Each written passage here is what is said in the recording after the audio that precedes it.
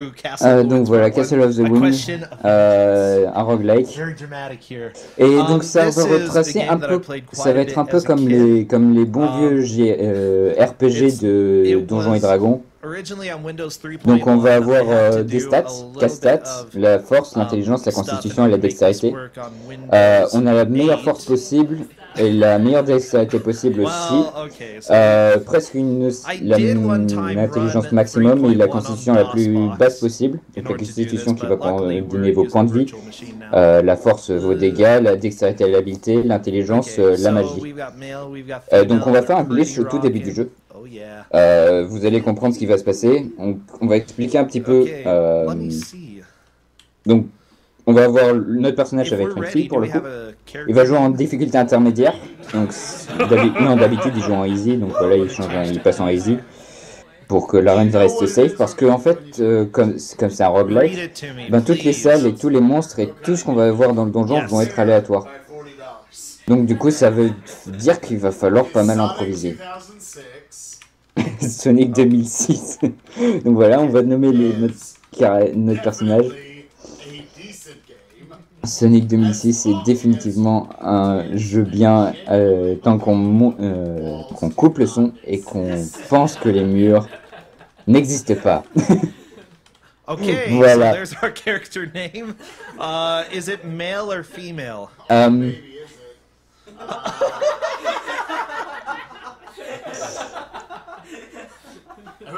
Donc voilà, on jouera avec le personnage masculin. Oh, yeah, look at what yours is now, voilà, guys. Oh, instead you get the shirtless. Voilà. Oh yeah. Donc this is voilà, banned on Twitch. I'm sorry. Évidemment. I'm sorry. We're doing shirtless. Enfin, Please don't on kick va me donc off. voilà la création de perso qui est quelque chose d'assez important finalement sur la run, et comme dans tous les bons vieux Donjons et Dragons, on va créer le personnage qu'on veut avec les stats qu'on veut. J'ai expliqué à quoi correspondait chaque stat. Si jamais vous avez besoin de les réexpliquer, je peux le refaire. J'aurais peut-être pas beaucoup de temps pour répondre aux questions parce qu'il y a beaucoup de choses à expliquer, mais voilà, ça va être assez drôle. Donc, pour expliquer un peu ce qu'il y aura sur l'écran, on va avoir en bas à droite les stats du personnage, donc ses points de vie et sa magie. En bas à gauche, il va y avoir toutes les actions qui vont être effectuées, puis au centre, il va y avoir les déplacements de l'affichage de ce qui se passe à l'écran. Donc là, au premier level, on commence avec un sort, Magic Arrow. Donc la run commence. On prend la meilleure arme qui est dans le shop, donc en l'occurrence c'est la masse normale. On set notre sort sur le bon raccourci parce qu'il y a énormément de raccourcis dans le jeu. Donc là, en fait, il est en train de dépenser tous ses points de mana en utilisant des Magic Arrow. Regardez bien en bas à droite. À chaque fois qu'on utilise de la magie et alors qu'on a moins de 0 de mana, on va perdre des points de vie pour le faire. Et donc là, voilà, il est passé de 2 points de vie maximum à 21 points de vie. Donc en fait, il a augmenté sa constitution en faisant cet Underflow Glitch, ce qui rend la run beaucoup plus facile parce qu'on a plus ou moins toutes nos stats qui sont max. Pour les déplacements, on a le déplacement sur une seule case à chaque fois qu'on appuie sur un input, ou bien jusqu'au prochain mur. Et ce dans les diagonales et dans les directions cardinales. Donc haut, bas, gauche, droite. Bon, bah lui il vient de mourir. Voilà, j'avais dit que le RNG avait beaucoup d'importance et que donc du coup c'était surtout au début du jeu qu'on aurait beaucoup de soucis par rapport à la run. C'est que voilà, il vient de mourir, il a juste pas eu de bol par rapport à la RNG, des mauvais jets de dés on va dire, donc il vient de mourir, donc on va recommencer. Ça va me donner un peu plus de temps pour tout expliquer. Donc on refait cet Underflow Glitch, maintenant vous allez pouvoir avoir un peu plus de détails en bas à droite, voir ce qui se passe.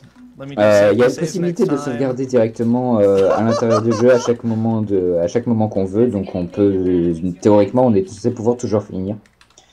Donc comme vous le voyez, les déplacements sont extrêmement rapides, enfin voilà, c'est vraiment un jeu avec de la grosse exécution et il faut vraiment réagir très vite à ce qui s'affiche à l'écran. Donc là on vient d'entrer dans le premier donjon du jeu, il faut savoir qu'il y a plusieurs donjons dans le jeu et on va juste entrer dans le premier et dans le dernier. Donc voilà, là il vient de gagner son premier level up et son deuxième level up, et à chaque level up qu'on va gagner, on va gagner des stats et un level. Donc, le premier sort qu'on apprend, c'est Shield, qui va nous permettre en fait de plus ou moins pas mourir, hein, parce que ça va nous donner de la défense. Donc là, ce qu'il veut essayer principalement de faire, c'est de gagner des levels pour...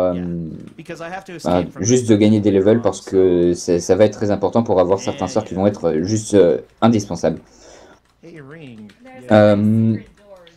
Pour expliquer ce qu'il est en train de faire, là, il est en train de charger, décharger les étages pour essayer d'avoir un escalier qui est assez proche de la sortie pour pouvoir ressortir de donjon assez rapidement.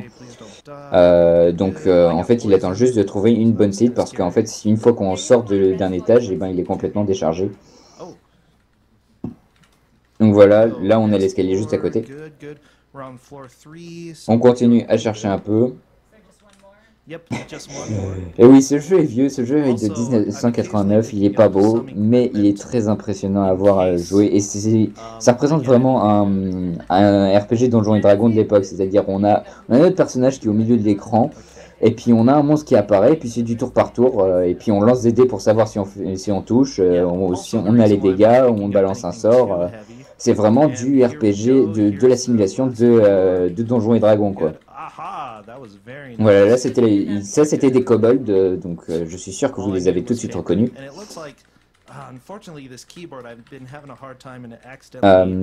Donc voilà, on explore le donjon, comme j'ai dit, les donjons sont générés aléatoirement, donc il ne sait absolument pas où est-ce qu'il va. Bon, ça c'était un piège de téléportation, donc il s'est retrouvé téléporté dans l'étage. Donc il y a énormément de choses qui se passent en bas à gauche de l'écran. Il faut vraiment pas que regarder l'écran d'affichage principal. Donc voilà, et là il a fini l'étage. Donc dans la salle des kobolds, il avait trouvé l'objet qu'il voulait. Donc maintenant il est sorti. Et on va dans le dernier donjon qui a 11 étages. Bon, il vient de mourir. Donc on va devoir tout recommencer. On recommence le premier donjon. Ah non, il avait dû sauvegarder juste avant. Donc il n'y a pas de souci. Remaster prévu sur PS4 évidemment ce jeu a marqué tous les esprits et il est absolument génial ici. Voilà le premier bandit. Et donc voilà, maintenant il a passé au level 3, ce qui lui permet d'avoir soin. Pouvoir heal, c'est juste génial ici. Sachant que à chaque fois qu'on se repose, ça redonne des points de vie et surtout ça redonne toute sa mana et c'est la seule manière de gagner des points de mana. Donc sachant qu'on peut regagner des points de mana en dormant et regagner des points de vie avec des sorts, vous comprendrez bien vite c'est que on est plus ou moins intuable maintenant. Sauf si on se retrouve à spammer comme un bourrin la touche combat pour faire des dégâts. Il y a vraiment tout ce qui se passe en bas à gauche à l'écran. Je pense pas que je puisse expliquer tout ce qui va se passer dans cette run parce qu'il y a vraiment beaucoup de choses à expliquer. Jusque là il a passé qu'une seule fois dans l'inventaire. Pourquoi? C'est parce qu'en fait les objets qu'on trouve par terre, soit ils donnent des bonus, soit ils donnent des malus. Soit c'est des objets de base et on peut pas le savoir avant de les avoir équipés, ou bien avant d'avoir utilisé le sort qu'on appelle détection qu'on aura au prochain level. Et une fois qu'il aura détection, identification pardon, et ben on pourra commencer à équiper de l'équipement et à devenir vraiment gros balèze. Et plus trop à s'occuper de ce qui se passe à l'écran. Donc ça c'est une fourmi géante. Non, c'est un Carrion Creeper, je sais plus la traduction, mais voilà, c'est des ennemis assez compliqués à tuer. Donc il y a beaucoup d'actions qu'il fait, c'est avec ses raccourcis clavier, on a beaucoup de capacités, de possibilités de setup les raccourcis. Donc là il vient de rencontrer un Manticore qui est un des ennemis les plus puissants du jeu. Donc voilà, il vient de mourir, tout simplement. Ce jeu est dur, ce jeu est vraiment dur. Quand on essaie de rush, mais c'est un très bon jeu, c'est un jeu très intéressant et ça montre à quel point ce jeu est dur à runner et à runner vite. Pour savoir un peu par rapport au temps, le world record est de 12 minutes 41. Et donc on a pris une estimate 2 fois plus longue parce que là il y a un jeu, tout simplement.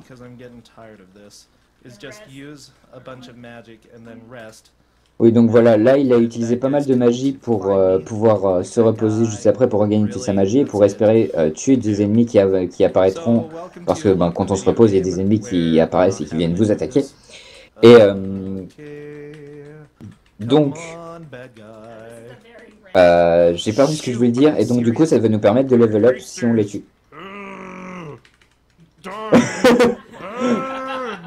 Donc voilà, il vient de se faire tuer à nouveau, pas de bol, plus de magie pour ce heal, c'est vraiment dur hein, ce qui est en train de se passer. De ça c'était un gobelin, il l'a presque tué. Voilà, Identify, maintenant il peut équiper, c'est l'équipement qu'il a.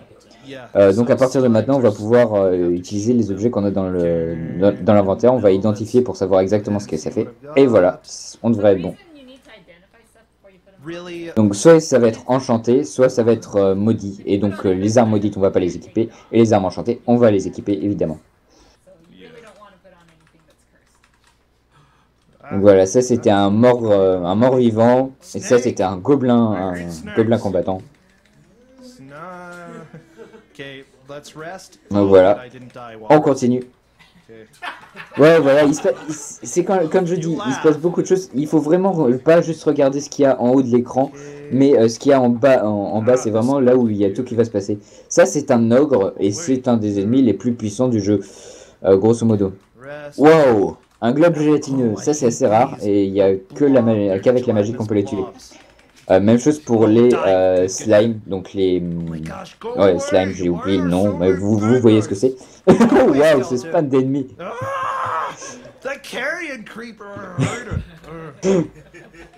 Brossentia était en train de crier comme un fou, il est très à fond dans sa run. Et donc oui, bourré omelette du fromage pour la run qui suit, dont j'ai oublié le nom. Earthbound, bourré les dons pour ça, c'est... très pour montrer que le français est là. Ce jeu est meilleur que Bloodborne, en effet, oui, il est beaucoup plus dur et beaucoup plus intéressant et beaucoup plus de stratégie. Donc ça c'est l'homme rat. Donc voilà, là on vient de gagner le level 4, on s'en fout de l'objet qu'on récupère, enfin du sort qu'on récupère, vu que le prochain sort qui est intéressant est au prochain level. Voilà, il récupère un casque. Je crois que j'ai plus le temps d'expliquer à peu près tout sur l'ensemble de la run. Évidemment, il y a aussi des pièges un peu partout. Donc si vous voyez des trucs qui apparaissent et qui n'étaient pas là avant, bah, c'est juste des pièges qui ont spawn. Si vous voulez voir un peu ce qui se passe, c'est en bas à gauche. J'ai pas le temps de vous expliquer. Oui, donc on a, je crois, la première porte cachée dans le jeu. Donc il y a beaucoup de portes cachées dans le jeu, donc il suffit juste de se coller contre le mur et puis de les chercher en appuyant sur la touche de direction correspondant.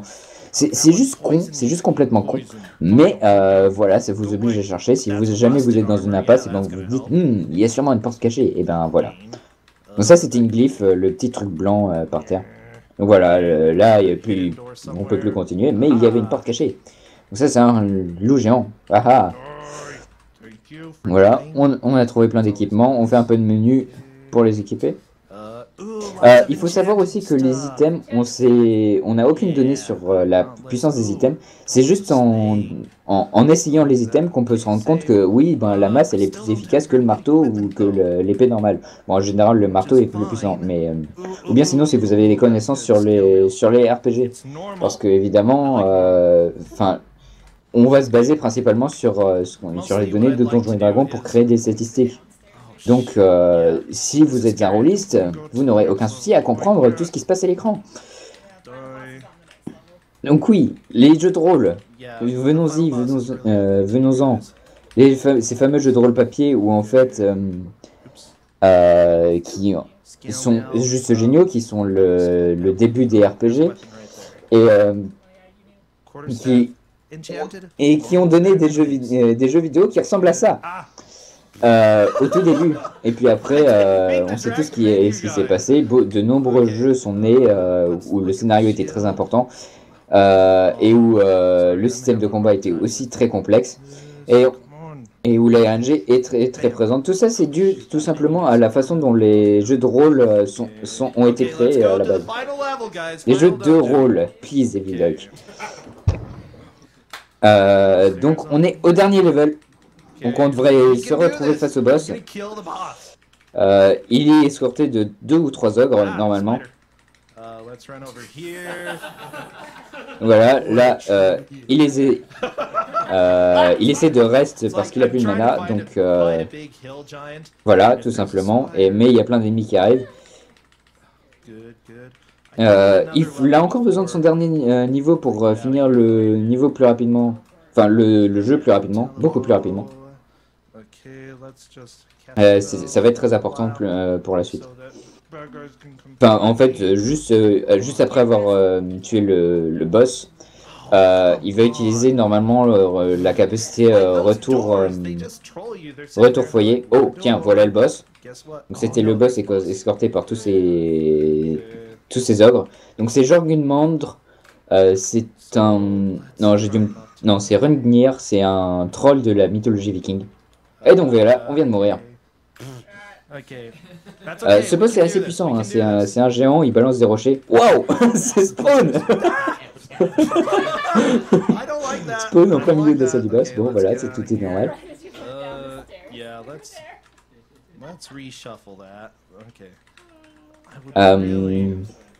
Donc voilà, même en easy c'est dur. Même en easy c'est dur ce jeu.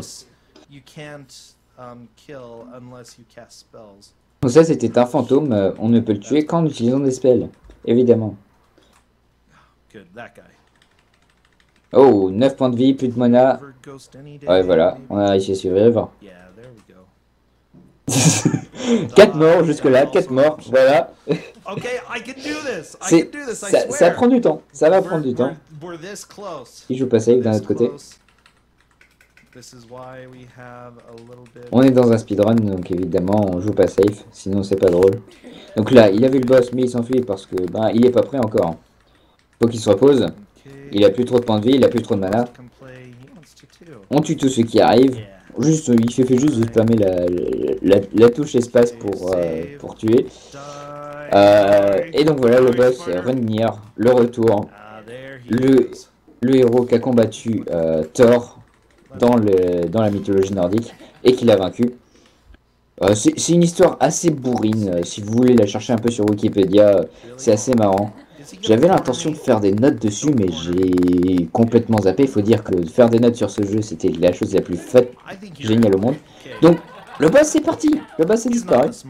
Ah non, il a tué le boss, il a dû tuer le boss. Ça a dû être ça qui s'est passé. Mais en fait, il est en train de chercher du monde pour level up. Et une fois qu'il... Ah non, le boss est pas encore mort. Non, il s'est juste enfui pour... Oh, on est dans une impasse, il va falloir le tuer ou bien mourir. Vous savez tout ce qui va se passer. Attention, grand moment d'intensité.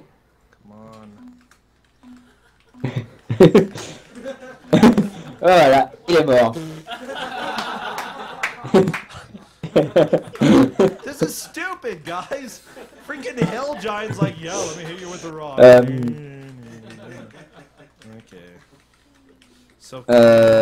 Ouais, donc il faut savoir que, enfin, c'est dans l'esprit, c'est pas vraiment un RPG classique. Enfin, c'est les RPG des années 80, c'est-à-dire porte monstre trésor.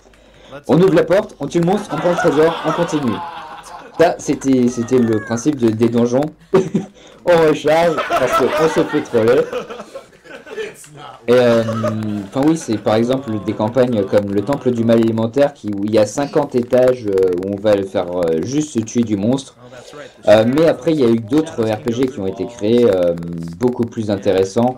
Il y a eu des jeux de rôle papier qui ont été créés autour des univers des jeux vidéo aussi. Il y a eu des univers des séries, il y a eu du Star Wars, il y a eu dernièrement du Game of Thrones.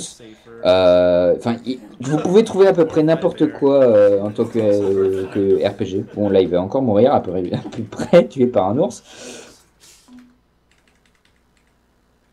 Mais ça passe. Le boss qui spawn juste après, c'est hilarant. C'est absolument hilarant. Je ne m'attendais absolument pas à ce qu'il se fasse autant troller, quoi. C'est assez impressionnant. La run qu'il avait présentée pour montrer son jeu, il s'était jamais fait troller autant. C'est un truc de fou. Holy crap, this is so bad.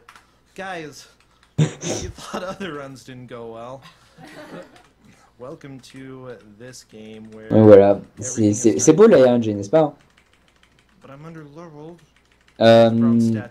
Donc voilà, je pense qu'on a à peu près fait le tour du jeu. On va juste admirer le show et admirer à quel point le jeu a envie d'en mettre une au runner, au streamer, sachant qu'il a pas tant d'armure que ça. Enfin, il a une petite armure, il a un petit équipement, ça passe encore. Bon, ça fait beaucoup de monde à affronter. Donc ça, c'est un troll. Voilà, mesdames et messieurs, voilà à quoi ressemble un troll dans les années 80. Et ça, c'est un creeper, donc si vous pensez que... Si vous vous souvenez des creepers de Minecraft, et ben ça, c'était un creeper de 1980, mesdames et messieurs. Donc il est revenu un peu en arrière. Ouais. Donc oui, ça, c'est un faux... dernier boss, on est à l'étage 10 et pas à l'étage 11.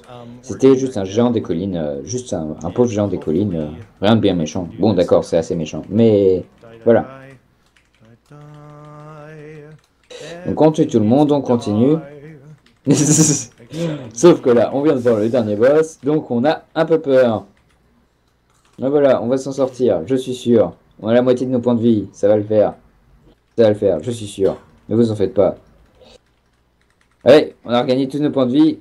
On a plus trop de mana, mais c'est pas grave, il va mourir. Maybe I can do it. Please let me.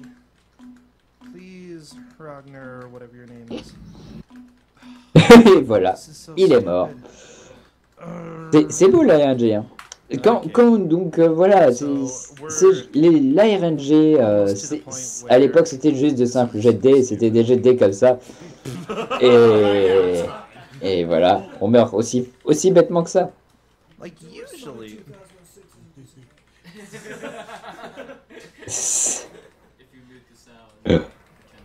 Ouais, il y a des chances je pense qu'il va s'en sortir cette fois. Je pense qu'il... Non, il va mourir. Mais c'est pas grave. On est encore dans l'estimate. On est encore dans l'estimate. S'il l'avait eu du premier coup, ça aurait presque été un world record d'ailleurs. Bon, tué par Ragnir qui nous a tués de loin. Parce que voilà. Oh, le level up. Enfin. Donc on a eu la rune de retour. Qui est le sort qui nous permet de sortir de donjon dès qu'on l'utilise. Donc ça c'est cool. Ouais, c'est ça, c'est exactement. C'est vraiment le genre de jeu qu'il ne faut pas speedrunner parce que c'est super dur. Même avec le glitch, le underflow glitch, c'est vraiment beaucoup mieux de prendre son temps pour se stuffer et pour arriver au dernier boss avec assez de points de vie et assez de mana. Bon, en l'occurrence, il a vraiment rush. Il l'a tué! Donc on vient de récupérer le pendentif, l'amulette des rois, et il va utiliser donc voilà la constitution qui est vraiment maxée, qui est complètement maxée. Donc voilà, retourne au début, et donc maintenant on va juste utiliser 2 fois l'amulette qui va nous faire du blabla sur l'histoire, et victoire.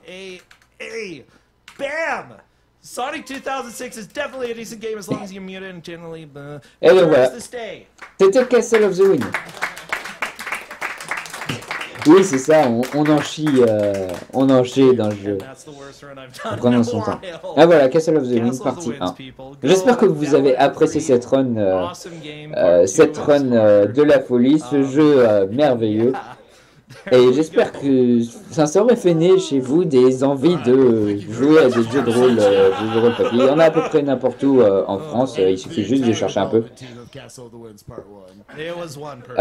C'est vraiment une expérience génialissime. Hein. Vous incarnez un personnage avec d'autres personnages et vous découvrez un monde et vous enquêtez et puis vous tuez du monstre aussi parce que c'est assez cool. Voilà. C'était Castle of the Wind, mes amis. Et donc, juste après, on a Earthbound. Et n'hésitez pas à bourrer les dons pour Omelette du fromage. J'ai pas eu trop le temps d'en parler pendant la run parce que c'était assez intense, mine de rien. Ouais, c'est ça, c'est vraiment... techniquement le genre de jeu que si on connaît pas trop, c'est vraiment très obscur. C'est pour ça que je vous ai dit de partir tous les moins de 35 ans. Hein. Vous allez avoir peur. Exceptionnel. Exceptionnel. Bravo. Cet RNG était exceptionnel aussi. Hein. C'était assez fou. Ouais, non, bah, il est sympa en plus, Rosantia, donc c'est plutôt cool. Hein. Ouais. C'est sûr que ça devait pas être simple, on peut te féliciter, hein, comme dit Sam Bay, hein. Tu peux lancer des clapa. Hein. Ouais, parce que évidemment, le jeu, comme tout le monde. Même un typo //. Comme tout le monde ici, il n'y a personne qui connaissait ce jeu. Ouais, il a bien fallu quelqu'un pour se jouer. J'ai vu que c'était un roguelike des années 80.